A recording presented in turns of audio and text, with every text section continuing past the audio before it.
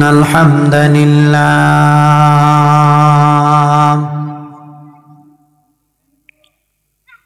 الحمد لله الذي جعل الشمس والقمر بحسبان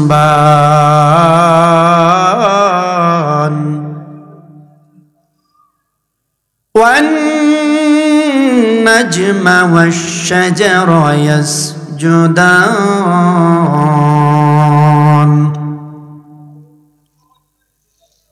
الذي أخرجنا من البدعة والفرقة الباطلة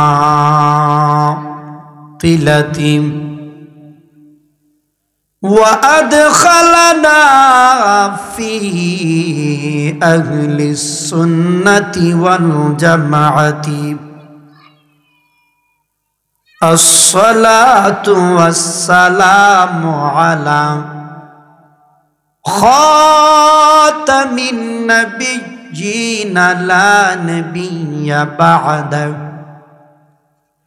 لو كان بعده نبيا لكان عمر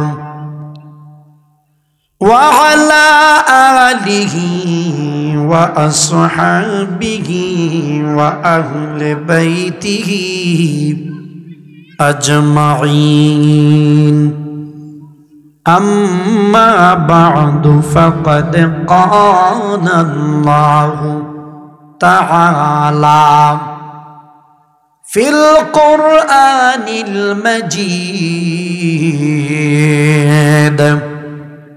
وفي برهانه الحميد সকলে আমার সাথে জবান খুলে পড়েন আউযু বিল্লাহি মিনাশ শাইতানির রাজিম সবাই পড়েন বরকতান কোরআন পড়লে সওয়াব হয় না গুনাহ হয় রাসূলুল্লাহ বলেন মদিনার মুস্তাফা নবী বললেন যেই মানুষটা আমি নবীর উপরে যে কোরআন রব্বে কারীম নাজিল করেছেন ওই কোরআন যদি কেউ পড়ে পৃথিবীর শ্রেষ্ঠতম গ্রন্থ আল কোরআন আসমানের নিচে আর জমিনের উপরে যেই কিতাবের মতো সম্মানিত কোনো গ্রন্থ আর নাই রাসূলুল্লাহ বলেছেন যদি কোনো মানুষ সেই কোরআন তেলাওয়াত করে তার জবানটা নাড়তে দেরি হয় তার আমলনামাতে প্রতিটা অক্ষরের বিনিময়ে 10 নেকি লিখে দিতে দেরি হয় না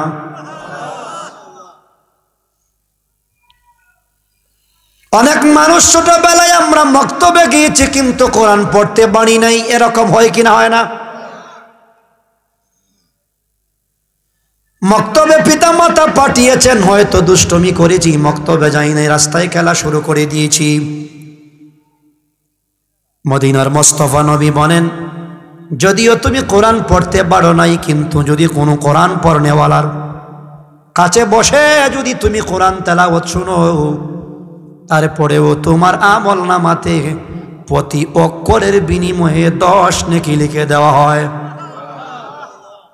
এমন একটা গ্রন্থ আল কোরআন পড়লেও সওয়াব শুনলেও কথা বলেন জোরে বলেন পড়লেও সওয়াব শুনলেও সওয়াব একটু জবান খুলে আমরা পড়ি আউযু বিল্লাহি মিনাশ শাইতানির রাজিম বিসমিল্লাহির রাহমানির রহিম তিলকাল জান্নাতুল্লাতী নুরিসু মিন ইবাদিনা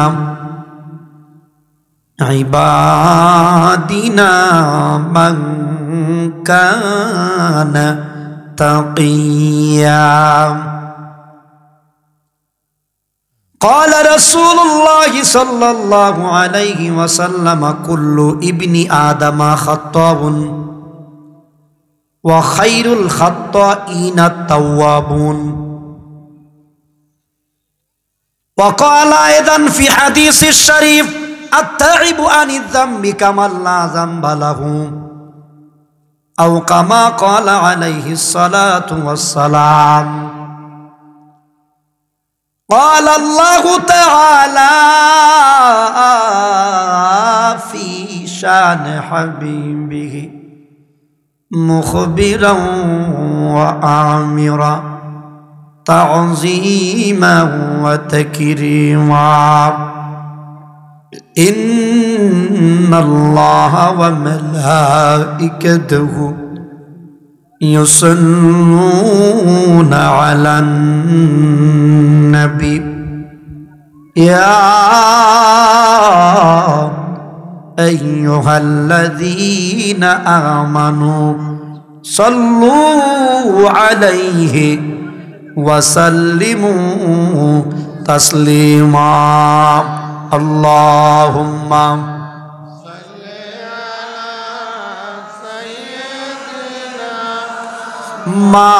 مولانا محمد وعلى سيدنا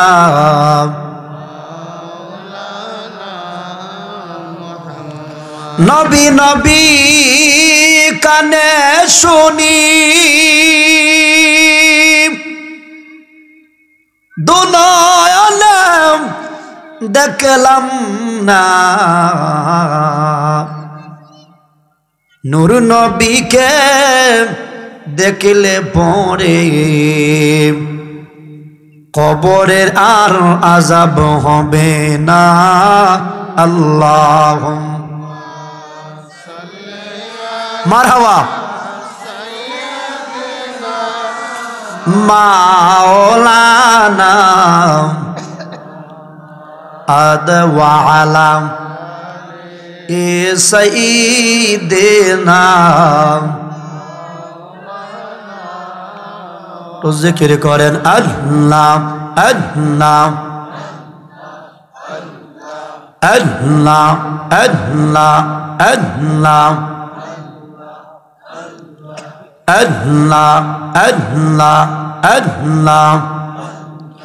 মাওলা তোমার কুদরতের শান কেউ বুঝে না। আল্লাহ আল্লাহ আল্লাহ আল্লাহ আল্লাহ। মাওলা তোমার কুদরতের শান কেউ বুঝে না। আল্লাহ আল্লাহ। কাউরে রাখো সাত লাগাতে কাউরে রাখো সাত লাগাতে কাউরে রাখো গাছ লাগা। মাওলা তোমার কুদরতের শান কেউ বুঝে কেউ না। আল্লাহ আল্লাহ আল্লাহ আল্লাহ। মাওলা তোমার কুদরতের শান কেউ বুঝে না। আল্লাহ আল্লাহ। কাউরে রাখো দয়াল সাত লাগাতে কাউরে রাখো দয়াল সাত লাগাতে কাউরে রাখো বালাখানা। মাওলা তোমার কুদরতের শান কেউ বুঝে না। আল্লাহ আল্লাহ আল্লাহ আল্লাহ আল্লাহ। मूसा तुम्हारे नबी चिगिल कुहे तुगुरे को तागा बोलो तो मूसा तुम्हार नबी चिगिल कुहे तुगुरे को तागा बोलो तो तुम्हारे नूरे पहाड़ जले तुम्हार नूरे पहाड़ जले मूसा केनो जले ना मौला तुम्हार कुदरतेर शान केउ बोझे ना अल्लाह अल्लाह अल्लाह अल्लाह मौला तुम्हार कुदरतेर शान केउ बोझे ना अल्लाह अल्लाह मरहबा अल्लाह अल्लाह अल्लाह यूनुस तुम्हारे नबी चिगिल मासे तागा के गिले फेलो यूनुस तुम्हार नबी चिगिल मासे तागा गिले फेलो 40 দিন তাকিলেন তিনি 40 দিন তাকিলেন তিনি হজম কেন হইলেন না মাওলা তোমার কুদরতের শান কেউ আল্লাহ আল্লাহ আল্লাহ मौला तुम्हार कुदरतेर शान केउ बोझे केउ काउरे राखो दयाल सात लागाते काउरे राखो सात ते काउरे राखो गास्त लागा मौला तुम्हार केउ बोझे ना अल्लाह अल्लाह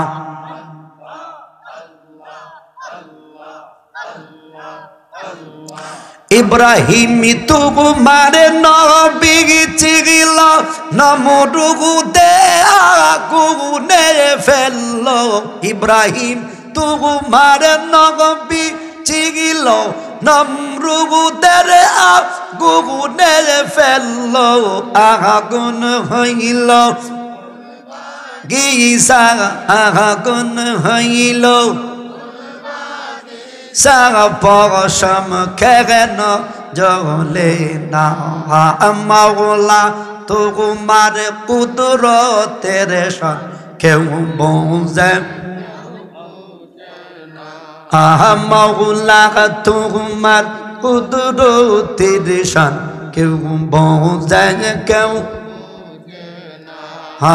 अल्लाह अल्लाह अल्लाह काउरे राखो सातलाते काउरे को सातलाते काउरे राखो बलखा मौला तुम्हार कुदरतेर शान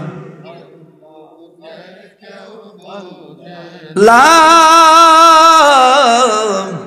इलाहा इल्लल्लाह मुहम्मदुर रसूलुल्लाह सल्लल्लाहु अलैहि वसल्लम বাগদাদি কাফেলা বাংলাদেশ অবিগঞ্জ সদর থানার ঐতিহ্যবাহী গ্রাম আমার ইউনিয়ন লোকরা ইউনিয়নের ঐতিহ্যবাহী গ্রাম কাশীপুর শাখার উদ্যোগে আজকের আয়োজিত সুন্নি মহা সভাপতি হযরত মাওলানা ফজলুর রহমান সাহেব পীর সাহেব কিবলা কাশীপুর রহমানিয়া দরবার শরীফ সভাপতি জনাব রজব আলী সাহেব কাশীপুর প্রধান অতিথি আল্লামা মাওলানা মুফতি মুশতাক আহমদ কাদেরী আল ওয়াইসি দামাত বারকাতুহুম, এতক্ষণ যিনি ওয়াজ করছেন আমার বাতিজা, একদম ব্লাডের আমার চাচাতো ভাইয়ের ছেলে, আপনাদের মসজিদের ইমাম মাওলানা মুফতি হাফেজ আব্দুল কাইয়ুম আল কাদেরী, আর ওয়াজ করেছেন মাওলানা কারি হাবিবুর রহমান সাইফি, মাওলানা নাজমুল হুদা আল হুসাইনি, হাফেজ কারি মনিরুল ইসলাম ইদু, মাহফিল পরিচালনা হাফেজ কারি মেহেদি হাসান নিজাম, দিগর ওলামায়ে কেরাম, কথা নাই, দিগর ওলামায়ে কেরাম, মুরব্বিয়ান আমার আব্বা, নৌজওয়ান আমার যুবক ভাই, পর্দাতে শুনছেন আমার আবেদা সালেহা মা ও বোনেরা, সকলের প্রতি আমার ইমানি সালাম, আসসালামু আলাইকুম রহমতুল্লাহ। আল্লাহর দরবারে শুকরিয়া যে এত বড় প্যান্ডেল, এত বড় আয়োজন, আমার মতো একজন নগণ্য গুনাহগার আপনারা আমাকে দাওয়াত দিয়ে এনেছেন দুটি কথা শোনার জন্য, কোরআন সুন্নাহর। আমি শুকরিয়া আদায় করছি আল্লাহর, শুকরিয়া আদায় করছি আপনাদের যারা আমাকে মহব্বত করে দাওয়াত দিয়েছেন। যেই মালিক আমাকে কথা বলার সুযোগ করে দিল, আপনাদের শোনার সুযোগ করে দিল, আমরা একটা বার মালিককে খুশি করার জন্য বলি আলহামদুলিল্লাহ। লাখো কোটি দরুদ ও সালাম পিয়া রাসূল হায়াতুন নবী, জিন্দা নবী, নূরে মুজাসসাম, সরকারে দু আলম, হায়াতুন নবী, নূর নবী মুহাম্মদ সাল্লাল্লাহু আলাইহি ওয়াসাল্লামের কদমে আল্লাহ পাক যেন কবুল করেন, সকলে বল আমিন।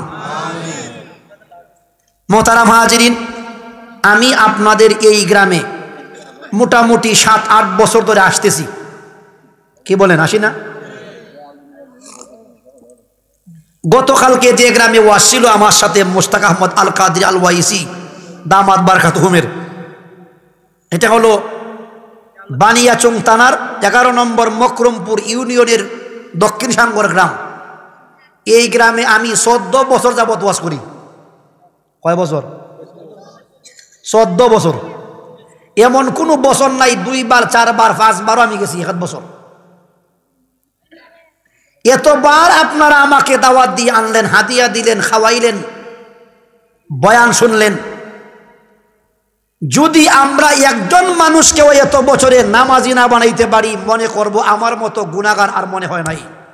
কথা বলেন।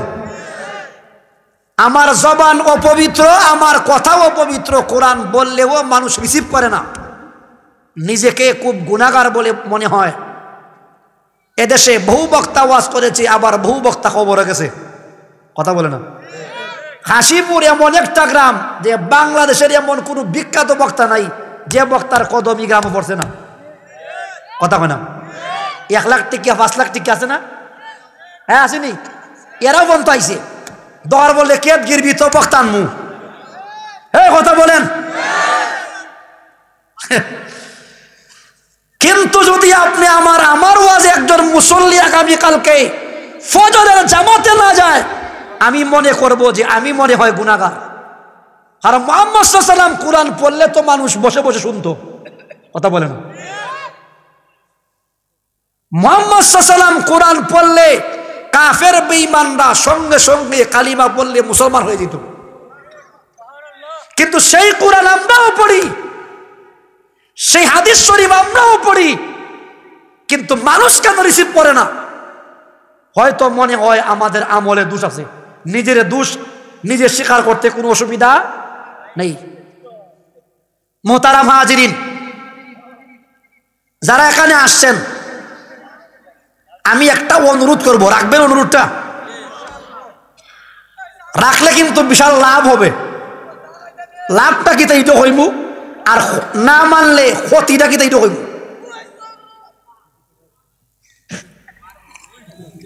কথা বলেন। যদি মানলে কি লাভ সেটাও বলবো, আর না মানলে কি ক্ষতি সেটাও বলবো। অনুরোধটা হলো, বিশেষ করে যুবকরা যারা আসছো, একটা অনুরোধ, আজকে থেকে তওবা করবো যে আমি সহ, যে আমার জীবনে আমি কোনোদিন আর ঘন্টার নিচে কাপড় কিনতাম না। কথা আমার বুঝছেন আমি কি বলছি? আজকে থেকে আমি তওবা করলাম যে আমার জীবনে কোনোদিন আর ভুলেও এমন প্যান্ট এমন লুঙ্গি যেটা আমার গন্টার নিচে যায় এমন কাপড় আমরা পরব না। আমরা ওয়াদা করতে পারি ইনশাআল্লাহ? হাত তুলেন দেখি, হাত তুলেন। আল্লাহু আকবার, ইয়া রাসূলুল্লাহ। কষ্ট দিচ্ছেন মনে? এবার লাভটা কি আর লসটা কি হয়ে দিই। মদিনার মোস্তফা নবী বলেন, কিয়ামতের কঠিন ময়দানে হাশরের বিচারে যেদিন আপন ভাই তার ভাইকে দেখিয়া পলায়ন করবে, আপন ভাই তার ভাইকে দেখে পলায়ন করবে, কোনো পরিচয় দিবে না। দুনিয়াতে ভাই বাইরে কত মহব্বত করত, সন্তানগুলিরে কত মহব্বত করে বাবা। মহব্বত গুলি আগে বুঝতাম না, এখন কিন্তু বুঝি। এত মহব্বতের সন্তান পর্যন্ত বাবার পরিচয় দিবে না, স্ত্রী স্বামীর পরিচয় দিবে না। যেদিন পরিচয় দিবে না রে, ওই দিনটার নাম হলো কিয়ামতের ময়দান। বড় করে বলেন তো কিসের ময়দান? যেই মুহূর্তে ভাই তার ভাইকে চিনবে না, ছেলে তার মাকে চিনবে না, সন্তান তার বাবাকে চিনবে না, চিনলেও পরিচয় দিবে না। মদিনার নবী হইন যারা দুনিয়া থেকে গন্টার নিচে কাপড় পরিয়া কিয়ামতের ময়দানে উঠবে। যুবক রে, আল্লাহর হাবিব বলেছেন তোর দিকে আমার মালিক রহমতের নজরে চাইতা না। বড় করে কইনা নাউজুবিল্লাহ। কিয়ামতের ময়দানে আমার মালিক যদি আমার দিকে রহমতের নজর না দেয়, যেন রে করে যদি আমার মতো মুফতিরে দাঁড়াইয়া আমার মালিক কয় আজকে হিসাবটা দিয়ে যাম, খোদার কসম করে বলি কশিন কালেও আমার দ্বারা মালিকের পাওনা বুঝাইয়া দেওয়া সম্ভব হবে না। হবে? হুজুরে বলেন। রাসূলুল্লাহ বলেছেন, যুবক, ও যুবক শুনে যা, শুনে যা কোরআনের কথা যুবক, হাদিসের কথা শুনে যা। আল্লাহর হাবিব বলেছেন যারা গন্টার নিচে কাপড় পিন্দে, কেন নিচে? আরো জোরে, গন্টার নিচে। শুনে রে করে এরা কিয়ামতের ময়দানে আল্লাহর আদালতে দাঁড়াইবে, কিন্তু আমার মালিক বড় গুসা, আমার মালিক বড় রাগ, আমার মালিক তাদের উপরে নাখুশ। আমার আল্লাহর নবী বলেন এদের দিকে আমার মালিক নজর দিতা না, রহমতের নজর দিতা না। যদি রহমতের না দেয় দিবা কিসের? গজবের। কথা বলেন। এজন্য যুবক ভাই, আল্লাহর হস্তে বলছি, যুবক তোরা পায়ের দড়িয়া ওয়াদের শুরুতে বললাম, ওয়াদা করে গেলাম জীবনে যতদিন প্যান্ট পরব, জীবনে যতদিন লঙ্গি পরব, আর কোনোদিন ঘন্টার নিচে পরব না ইনশাআল্লাহ। আল্লাহ কবুল করুক। আমি একটা বিষয় নিয়ে ইনশাআল্লাহ আলোচনা করব। আমি তেলাওয়াত করেছি আল্লাহর কোরআনের আয়াত। আমি প্রশ্নটা ছিল, এত ওয়াজ হয় তারপরেও মানুষ কেন নামাজে যায় না? এত ওয়াজ হয় তারপরেও মহিলারা কেন পর্দায় যায় না? এত ওয়াজ হয় তারপরেও মানুষ কেন ওজনে কম দেয়? এত ওয়াজ হয় তারপরেও কেন আরেক লোকের ধান মানুষ কেটে তার গরুকে খাওয়ায়? এর একটাই মাত্র কারণ ওলামায়ে কেরাম বলেছেন, যেটা হলো মানুষের অন্তরে খোদার ভয় নাই। কথা বলেন, কথা বলেন। কার ভয় নাই? আরো জোরে বলেন। যদি আল্লাহর ভয় থাকতো তাহলে আপনার বস্তা ভর্তি টাকা আপনার বাড়ির থালা লাগবে না, উঠানে ফেলাইয়া রাখেন। খোদার কসম করে বলি, তার অন্তরে যদি আল্লাহর ভয় থাকে, আপনার 1 কোটি মিলিয়ন ট্রিলিয়ন টাকা রাখবেন, কিন্তু ওই টাকা সে 1 টাকাও মনে করবে না, আপনার টাকা হাত দিবে না, যদি খোদার ভয় থাকে। আরো জোরে বলেন। শোনেন, আমি যখন ছোট আমার বয়স কিন্তু মোটামুটি কম হয়েছে না, 35। কত কত 35 বছর। 10 বছর আগে আমি মোটামুটি বুঝি না বুঝি। আমাদের বাড়ির যে গোয়াল ঘরটা ছিল আমার বাড়ির পূর্ব দিকে, বুঝছেন, ওই গোয়ালের মধ্যে মিনিমাম 8-10টা গরু, 5-7টা গরু থাকতো। আমি দেখছি সারা জীবন আমার বাবা যেদিকে গরু বাইর হয় এদিকে কোনো বেড়াও নাই, দোয়ারও নাই। এরকম আগে আসিল নি? কথা বলেন, গভীর মনোযোগ। ভাই ওয়াজ করবো ইনশাল্লাহ, আসছি যখন মন খুলে ওয়াজ করবো। প্রশ্নটা কোথায় আমার জানেন? আজ থেকে 25 বছর আগে যখন আমার বয়স 10 বছর, আমার বাবা গরু রাখতেন। ওই সন্ধ্যার পরে দুমা হইতাম, দুমা কি দেখতেন, মশা বাড়াইতাম, মশা। আমি তো আপনার এলাকার বক্তব্য করিতাম নি, হ্যাঁ মশা রাখাইতো বাবাই। আমি দেখছি না কোনোদিন দরজা লাগাইতে, তালাও মারতে, দরজাও নাই, সামনের বেড়াও নাই, আর পিছনেরটা তো মাত্র নাম মাত্র আছে, তাও ওইটা আড়ার বেড়া। কের বেড়া? আড়ার বেড়া। 25 বছর ডিফারেন্সে আজকে আমার ভাই গরু ফালে, এই গরুর গলায় জিনজিল দিয়া বাইন্দা তালাই দিয়া, এরপরেও শান্তি নাই। হ্যাঁ কথা বলেন, কথা মিথ্যা কথা কইছি? যদি মিথ্যা কথা বলি আমার নামাইয়া বলেন বক্তা তুই ওয়াজ কই পাইছস? 25 বছরের ডিফারেন্সে মানুষের ইমান গিয়া কই দাঁড়াইছে, যেখানে দরজা নাই, বেড়া নাই, গরু থাকে। 25 বছর পরে এত ওয়াজ, এত নসিহত, এত আপনার জিকির আজকাল, এত খানকা, এত পীর, এত আলেম উলামা, তারপরেও কেন গরুর গলায় তালাও আমার জিনজিল? হাত তুলে বলেন ঠিক কিনা? বুঝতেছেন কোথায় অস্তামে করতেছি? আমি বুঝছি একটাই, যে মানুষের অন্তরে খুদার ভয় চলে গেছে, খুদার ভয় বিদায় নিছে, শয়তানে বাসা বাঁধছে। কথা বলেন। কত মসজিদ কমিটির লোক দেখছি পত্রিকার মধ্যে আয়, মসজিদের টাকা বছর বছর মাইরা হইতেছে। জমানা হয়ে গেছে ভাই। ও ভাই, যেখানে মানুষ টাকা দেয় ওখান থেকে এ টাকা চুরি করে খায়। আবার যদি বড় নেতা হয় কোনো কমিটি নাই, লা কমিটি। কি কমিটি? লা কমিটি, লা কমিটি। লা মানে নাই আর কি। কষ্ট পাইছেন? কষ্ট পাইছেন? আমি চিন্তা করতেছি কথাটা এগুলা, যে আরে আমার ভাই এখন গরু ফালে, গরুর মধ্যে আপনার থালা মাইরা রাখতে পারে না, হয়ে গেছে আমরা ইমান। আল্লাহ রাব্বুল আলামিন বলে ওয়া শুরু, আমার ওয়াজ খুদার ভয়। কার ভয়? আরো জোরে বলেন, খুদার ভয়। মোহতারাম হাজিরিন, বলতেছিলাম আল্লাহ রাব্বুল আলামিন কোরআনে বলেন, তিলকাল জান্নাতুল্লাতী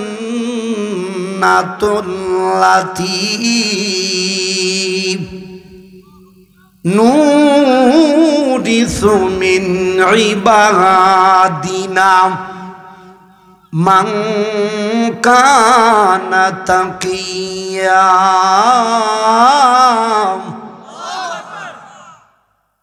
সূরাটার নাম সূরাতুল মরিয়ম। একজন নবীর মায়ের নাম কোরআনে আছে রে,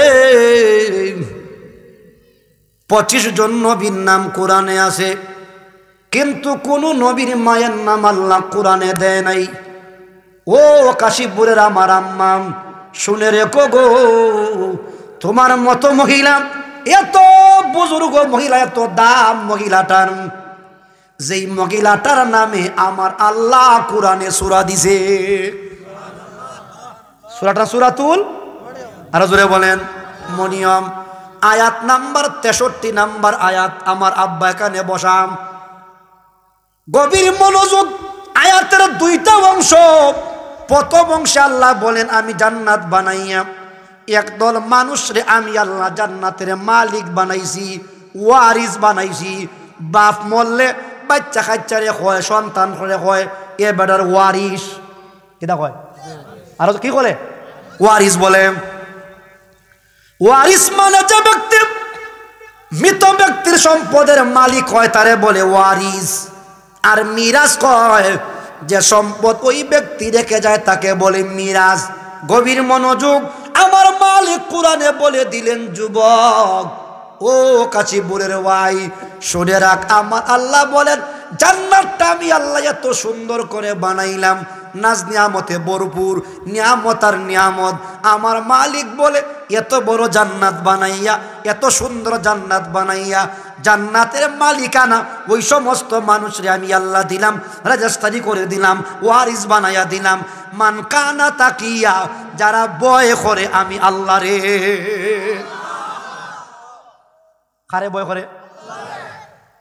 কোরআন শরীফের আয়াত প্রমাণ করে যুবক, ও কাশীপুরের যুবক, কোরআন শরীফের এই আয়াতটা প্রমাণ করে জান্নাতের মালিক হবে তারা যাদের অন্তরে খোদার ভয় আছে। কথা বলেন। পত্রিকা বললাম, পত্রিকায় ফয়রা দেখি রে, এক মেম্বার সাহেব বেটার বোর নামে দিছে বিধবা ভাতার কার্ড। খুব ভালো হয়েছে না? খুব বেটা, খুব বুজুর্গ মেম্বার। হ্যাঁ, খুব বুজুর্গ বেটা। বেটা কি ক্ষমতা পাইছে পাইয়া বেটার খান নামে, আরো জুড়ে খান নামে। আচ্ছা বলেন তো, মেম্বার সাহেব মরা না জীবিত? জীবিত। জিতা মেম্বার রে মারছে কেটায়? নিজেই মারছে। আমি বলি মেম্বার সাহেব, তোমার অন্তরে খোদার ভয় নাই, তোমার অন্তরে খোদার ভয় নাই। কটা টাকা পাওয়ার জন্য বিভিন্ন নামে বিধবা ভাতার কার্ড দিলাম। মেম্বার রে, তোমার বিবির কারণে আর একটা বিধবা মহিলা কার্ড থেকে বঞ্চিত হইল। যতটা পয়সা, যতটা টাকা তোমার বিবির নামে উঠাইয়া তুমি সংসার চালাইবা, খোদার কসম করে বলি মেম্বার, আল্লাহর আদালতে ওই সমস্ত বিধবা মহিলার কাছ থেকে তুমি ক্ষমা পাইবা না, ক্ষমা পাইবা না, ক্ষমা পাইবা না। হাত তুলে বলুন ঠিক না বেঠে? ওয়াজ খারাপ হইতেছে? ও আমার যুবক ভাই, শুনে রাখো বন্ধু, আমি কই মেম্বার সাহেব তোমার একটা টাইটেল দিছি, তুমি ওইলাই রারি বেডির জামাই। কার জামাই? বাদাই মা, তুই যখন তোরে মাইলে সন্তির থাকতই, হ্যাঁ তুই পালা হইলে বুঝা যা, এরকম চরিত্রওয়ালা মানুষ বাংলার জমিনে এখনো আসেনি না নাই?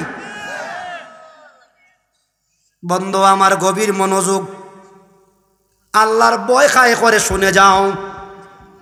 মুসলিম জাহানের বিখ্যাত খলিফা, যিনি মুসলমানের সিরিয়াল নাম্বার 1 2 3 গনতে গনতে গনতে গনতে 40 জন মুসলমান হওয়ার পরে তিনি 27 বছরের সময়ে, তিনি ওনার বয়স যখন 27 বছর, মুসলিম জাহানের 2 নাম্বার খলিফা হযরতে ওমর 41 নাম্বার মুসলমান। কয় নাম্বার? জোরে বলেন। 41 নাম্বার মুসলমান, 41 নাম্বার মুসলমান ওমর। কে? আরো জোরে। ওমর। ওমর ইসলাম গ্রহণ করার পরে মদিনার মুস্তাফা নবীরে ডাক দিয়া কয়, ডাক দিয়া বলে, নবী গো, আজকে থেকে আর লুকাইয়া লুকাইয়া ইসলামের প্রচার নাম। নবী গো, ওমর মুসলমান হয়ে গেছে, ওমর মুসলমান হয়ে গেছে। 20 জন মুসলমান ডান দিকে, 20 জন মুসলমান বাম দিকে। আল্লাহর নবী সার্বিক তত্ত্বাবধানে, আর উমর আছে সামনে লেফট রাইট দিয়া খানায়ে কাবার তাওয়াফ করতেছে।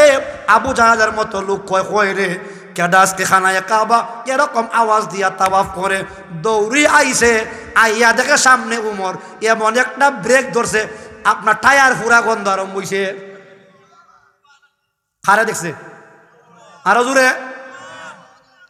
হযরতে ওমর 41 নাম্বার মুসলমান। কয় নাম্বার? আরো জোরে। 41 নাম্বার মুসলমান ওমর, কিন্তু রে জান্নাতের টিকেটটা পাইছে 2 নাম্বারে। কেমন মুসলমান রে, কেমন মুসলমান যুবক, শুনে যাও। 41 নাম্বার মুসলমান জান্নাতের টিকেটটা পাইছে 2 নম্বরে। নবীজি বলেন, ক্বালা রাসূলুল্লাহ সাল্লাল্লাহু আলাইহি ওয়াসাল্লাম, আনা খাতামুন নবিয়িন লা নবিয়্যা বাদি লাউ কানা বাদি নবিয়ান লাকানা ওমর। আল্লাহর নবী বলে, ও জগতের মানুষ শুনো, আমি নবী শেষ নবী, আমার পরে আর কোনো নবী আসবে না। লাউ কানা বাদি নবিয়ান লাকানা ওমর, যদি আমি নবীর পরে আল্লাহ পাক কাউকে নবী বানাইতো, হযরতে ওমর রে আল্লাহ নবী বলিয়া পাঠাইতো। হযরতে ওমর এরকম কাশীপুর না, এরকম বাংলাদেশ না, বাংলাদেশের সীমানা মাত্র হলো ৫৬,০০০ বর্গ মাইল। কয় হাজার? ৫৬,০০০।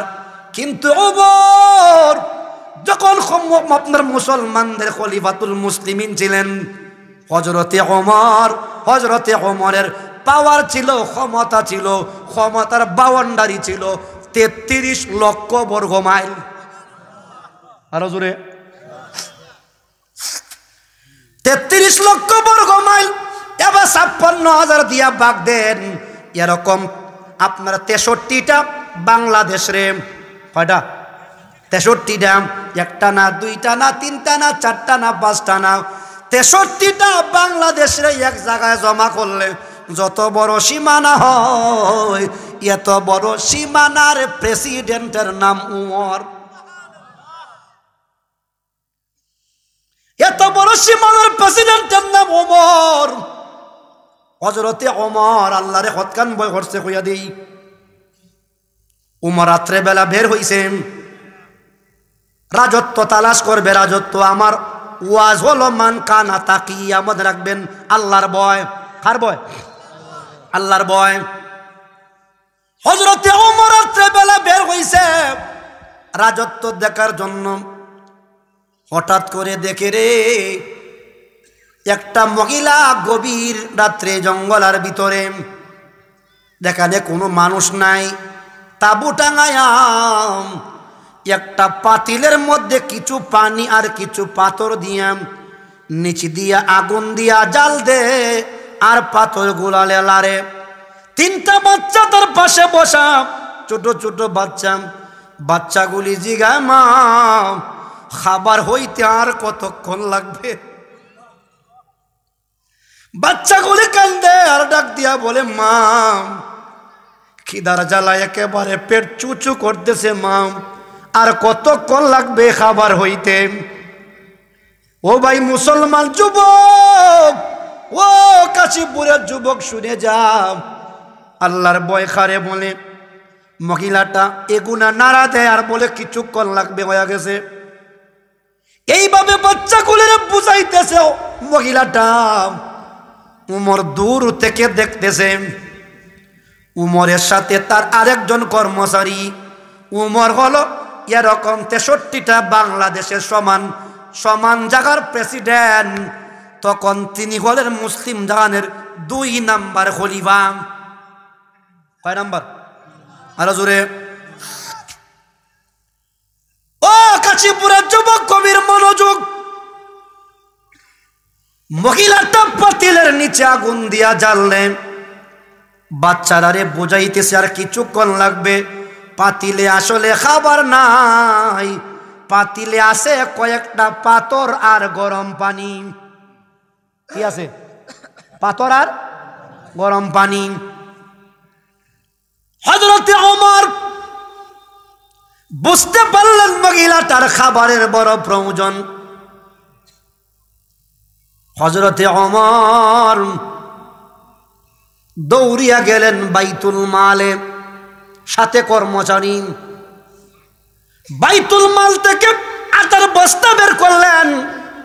আটার বস্তা বের করিয়া সাথে খেজুর লইলেন, দামি খেজুর। কর্মচারীরে বলে, কর্মচারী রে, আটার বস্তাটা আমি উমরের কাঁধে উঠাইয়া দে।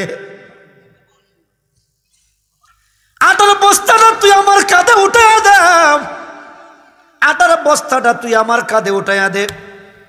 কর্মচারী বলে, হুজুর আমার রাখলেন কেন? আমার মাথায় দেন, আমি নিয়ে যাব, এটা আপনার কাজ নাম। একবার, দুইবার, তিনবার বলার পরে কর্মচারী বলে, হুজুর আমার এত রাখছেন এরকম বস্তা আমার দ্বারা কাজ করানোর জন্য, আপনি প্রেসিডেন্ট, আপনি উমর, আপনার নাম উমর, আপনার রাসূলুল্লাহর জান্নাতি সাহাবীর মধ্যে সিরিয়াল নাম্বার 2, আপনার কাঁধে এই বস্তাটা মানায় না।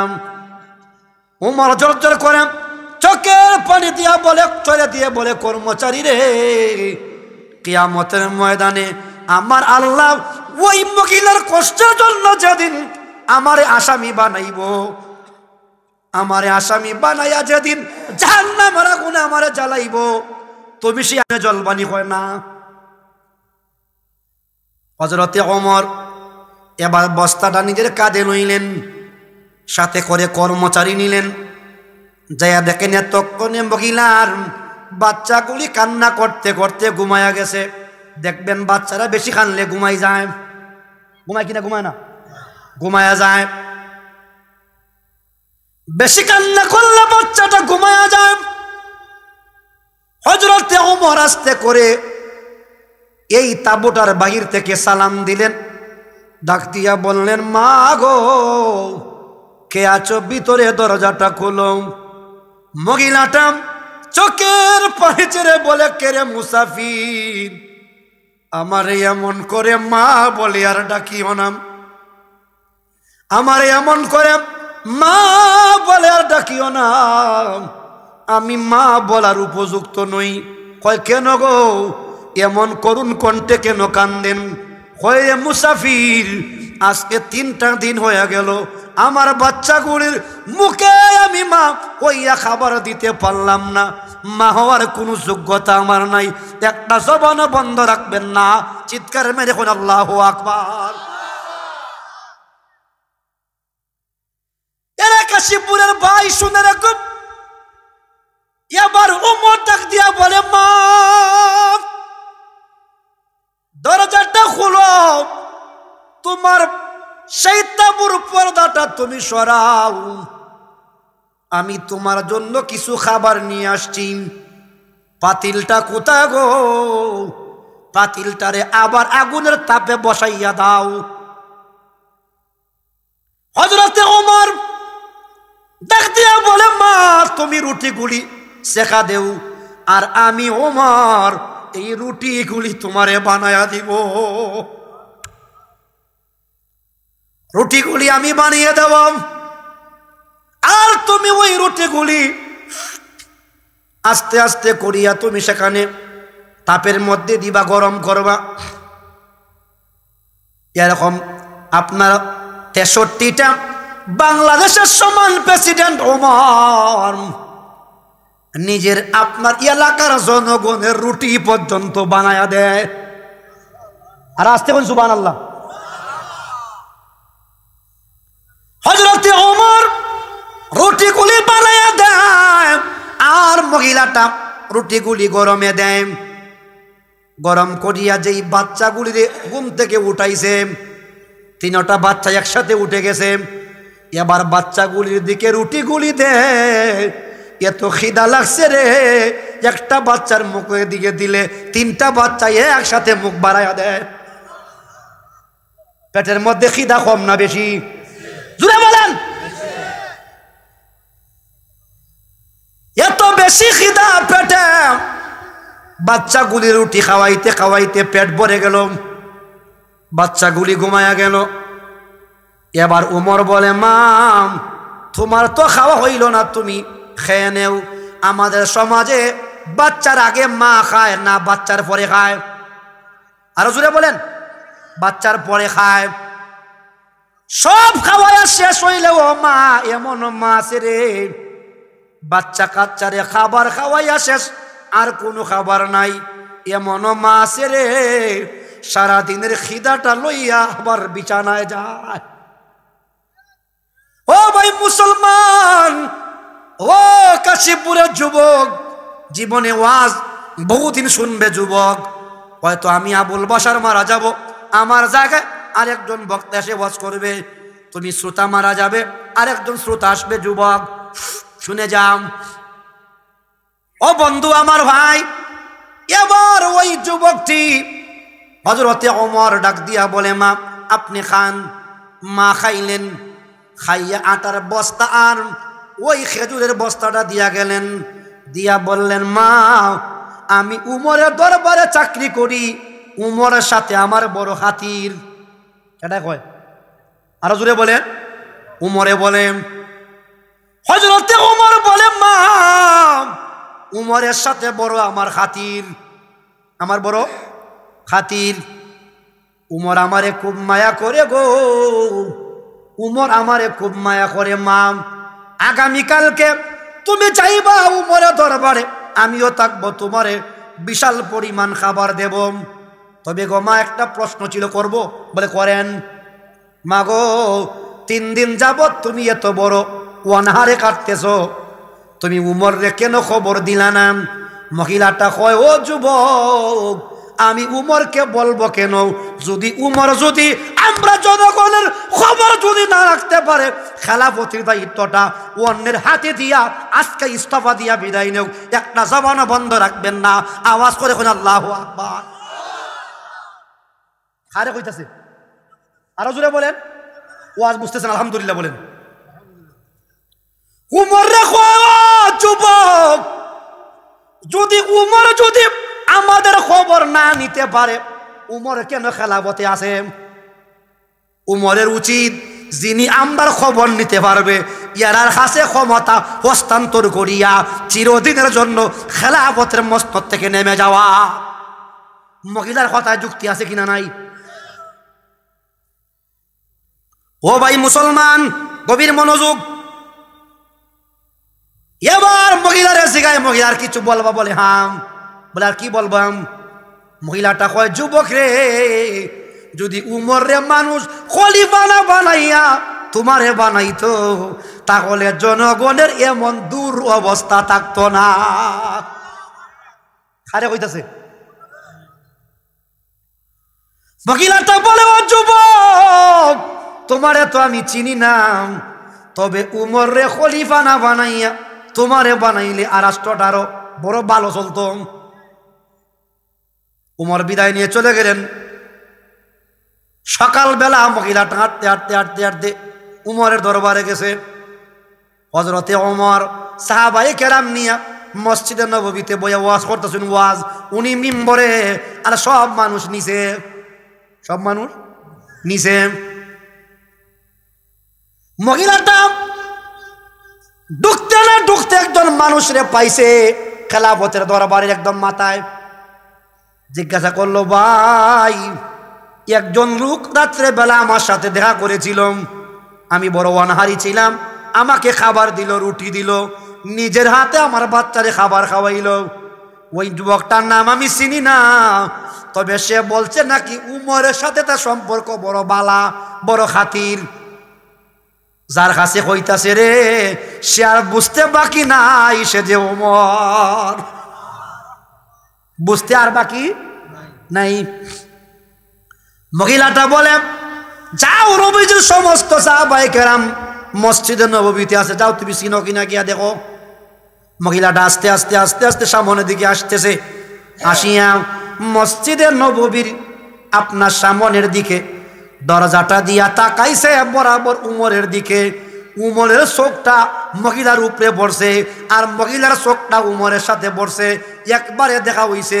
উমর দেখছে রে, এই মহিলাটা সে রাত্রে বেলার মহিলা, পরিচয় না দেওয়ার কারণে আজকে মনে হয় আবার খাবার নেওয়ার জন্য আইছে।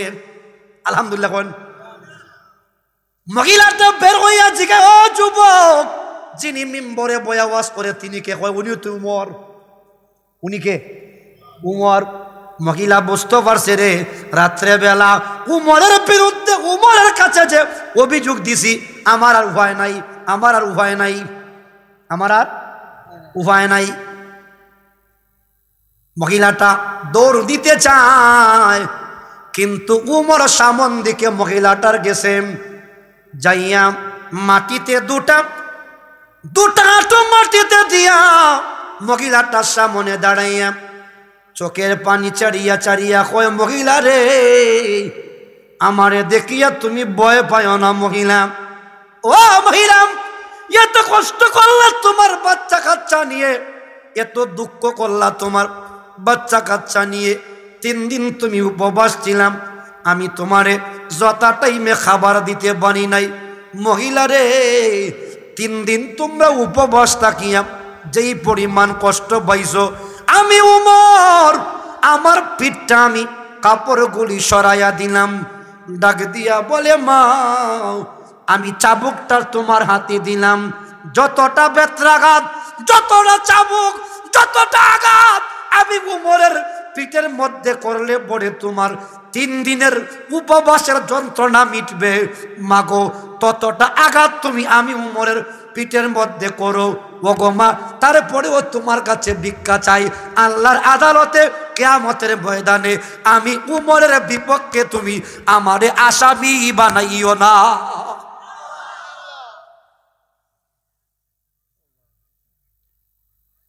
কাশীপুরের যুবক ভাই, যুবক রে, খুদার বয় হারে কয়, জান্নাতের টিকিট পাওয়া মানুষটা, জান্নাতের টিকিট পাওয়া মানুষটা সিরিয়াল নাম্বার কত? আরো জোরে, 2। জান্নাতের টিকিট সিরিয়াল নাম্বার 2। এমন একটা মানুষ, ক্ষুদ্র একটা জনগণ, একটা বুঠার ক্ষুদ্র একজন জনগণের কাছে নিজের অপরাধের কথাগুলি স্বীকার করিয়া বলে, মাগো তুমি আমারে কিয়ামতের কঠিন ময়দানে আসামি বানাইও না, আসামি বানাইও না, আসামি বানাইও না। জিগাইতাম চাই, ও কাশীপুরের ভাই, ওয়াজ যদি বুঝিয়া থাকলে বলো যে হযরতে উমর যদি একজন বুটারের দুঃখ কষ্টের জন্য মাফ চায়, আমাদের দেশের নেতা কর্মীরার কিছু অপরাধ আসেনি না নাই? আরো জোরে কইতাম না, কিছু কইতাম। নির্বাচনের সময় বিশাল লম্বা একটা পোস্টার লাগায়, আসন্ন অমুক নির্বাচনে আমি অমুক মিয়া, আমি দাঁড়াইছি আপেল মার্কায়, আমারে ভোট দিয়া জনগণের সেবা করার সুযোগ। কথা না, জনগণের কি করতো? আরো জোরে, যেই মাত্র পাস করিয়া ক্ষমতায় গেছে রে, কয় রে 72 টাকা খরচা করছি, এবার জনগণের সেবা না, এবার দিমু জমের শেষা। কের শেষা? আরো জোরে, ফইলা কইছিল জনগণের সেবা, এবার কি তা কয় জমের। এরকম চরিত্রওয়ালা মেম্বার, চেয়ারম্যান, এরা আমাদের সূর্য সন্তান, এরা সূর্য সন্তান। কি সন্তান? সূর্য সন্তান। এবার রাস্তায় দাঁড়াইয়া, লাইন ধরিয়া দাঁড়াইয়া বিজিএফ এর মাল পায় না, কিছু যায় বেলেকে, আর কিছু যায় জনগণের ভেটে, আর কিছু যায় এর ভেটো। কথা বলেন। আর হযরতে ওমর বিজিএফ এর মাল নিজের খাতের মধ্যে করে নিয়ে 63টা বাংলার জমিনের সমান এত বড় জায়গার প্রেসিডেন্ট, জান্নাতি সনদওয়ালা সাহাবী, আপনার জনগণের মাল খান্দ কইরা নিয়া বাড়িতে পৌঁছাইয়া দেয়, তাবুর মধ্যে পৌঁছাইয়া দেয়। কোশ্চিন কালেও যদি কোনো মেম্বার বিজিএফ এর মাল আপনার জনগণের বাড়িতে নিয়ে দেয়, এ বুডের সময় খবর লাগতো না, মার্কা ছাড়াও এর বাস্ক বুডে বইরা যাইব। হাত তুলে বলুন ঠিক কিনা? নারায়ে তাকবীর, নারায়ে রিসালাত, আহলে সুন্নাত ওয়াল জামাত।